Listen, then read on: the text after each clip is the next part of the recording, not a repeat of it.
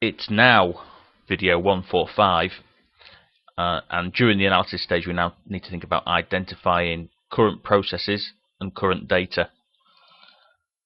During the analysis stage you'll have held interviews, you'll have hopefully gathered system documentation, and you'll start to see the relationship between different elements that you found out about or collected. So for instance, if we had a past paper, we'd figure out that a past paper feeds a teacher's score spreadsheet, and you'll start to notice relationships like that, and you'll need to start to document them.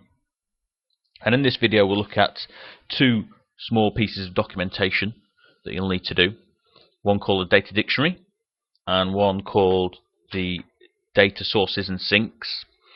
And then in future videos we'll look at some other diagrams that you'll need to create as well.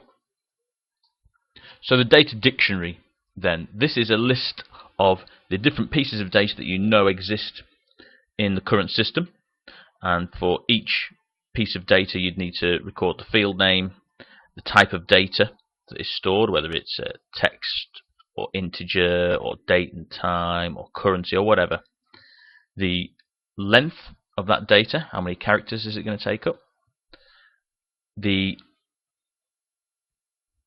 example of the data, and give us a brief sentence about what the purpose of that data is. So this example shown on the screen shows some of the fields that might be needed for, say, a quiz system. Say if you were building a quiz system, including details about the student that's taking the quiz. But you'd need a lot more than just the three fields there. As you can see, the blue arrows suggest that this will be quite a long table, identifying all the bits of data that flow around the client's current system. The other sort of diagram you'll need to create is called data sources and sinks, but you need to know what sources and sinks are first of all.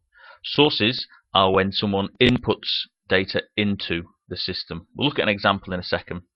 And sinks are when someone receives outputs from the system. So again, you'd have a table. You'd have 4 columns this time, and again it would be a lot longer than this, but we'd have a column for entity. So our system will have various entities. So if you are doing a quiz system, it will have entities of things like teachers and students and scores and things. But the teacher, in the first example, is the source of information because they write the question. So they'd enter a question into the system, such as that one there. The student sees that same information, but is actually a sink because they don't input it, they just read it on the screen. It is output to them, whereas the teacher has input it. Answers will be the other way around. The student inputs the answers and the teacher reads the answers. So in that instance, the student is the source and the teacher is the sink. This idea of entities and sources and sinks we'll explore a bit further in the next video when we look at data flow diagrams. But that should get you on the way with starting to create some more analysis documentation, namely your data dictionary and your data sources and sinks. Remember about your mark scheme, and have great fun.